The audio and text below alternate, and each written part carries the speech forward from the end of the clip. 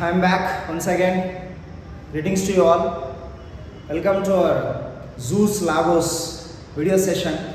In this video module, I bought one more unique topic, Hydra vulgaris.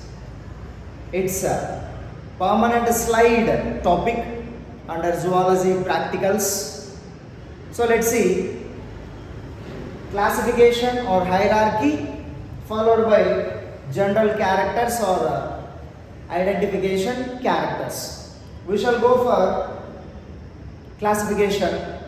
Phylum comes under Nereida, class comes under Hydrozoa, genus comes under Hydra, species is Vulgaris. Hydra vulgaris. So this organism is multicellular. This is exclusively aquatic and fresh water.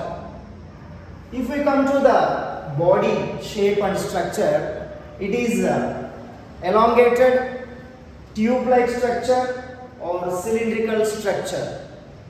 Hydra, it is colonial. Sometimes it lives individually. If we observe keenly, the entire body contains different special parts like foot or pedal disc. So with the help of this basal part, foot or pedal disc, it take the support, adhesion purpose or balancing purpose. On the substratum, this foot or pedal disc will be attached. Also it can freely swim with the help of tentacles. So with the help of tentacles also it can be movable, and mainly tentacles are helps catching the prey in preying purpose. So tentacles are the long, thin, slightly elongated fibers like structures. These tentacles are arised from the particular part is known as mouth. So that is present towards anterior or proximal side, distal side. So proximal side, tentacles and mouth is located. Distal side, foot or pedal disc is located. Then coming to the entire body, the tubular structure mainly made up of number one, epidermis, outermost structure, followed by mesoglia, the gel-like special parenchyma tissue, mesoglia.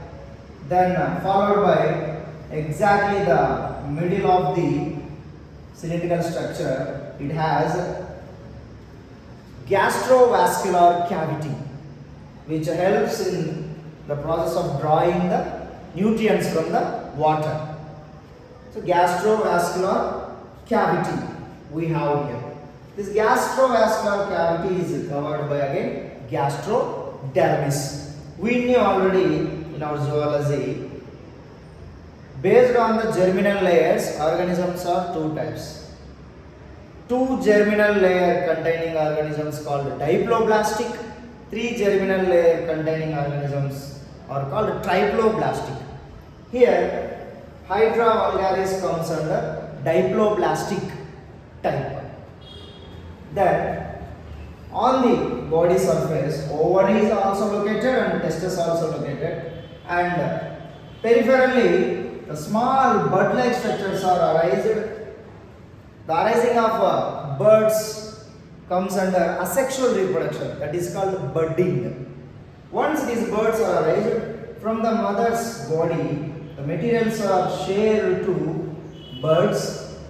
After maturation of the birds are detached and again they become an individual and they can lead their own life cycle.